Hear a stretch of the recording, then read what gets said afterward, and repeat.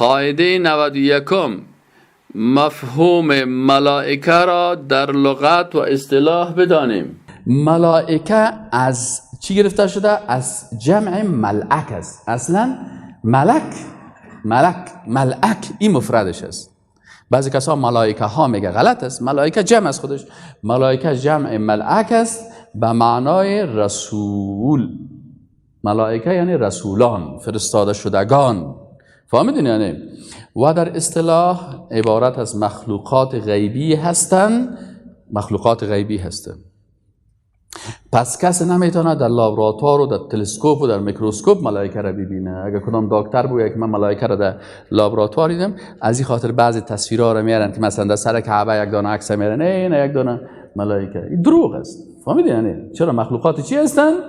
غیبی هستن.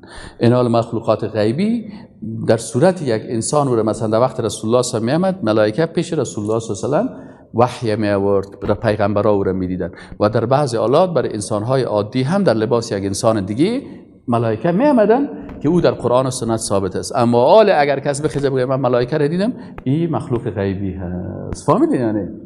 پس ملائکه جمع ملک است به معنای رسولان و در اصطلاح عبارت از مخلوقات غیبی هستند که از نور خلق شدن. از چی خلق شدن؟ از نور خلق شدن و دارای ساختمان خاص هستند. ساختمانشان مثل ساختمان انسان ها نیست و ساختمان خاص دارند. وظایفشان هم خاص است که مطابق فرمان الهی او را انجام میدهند.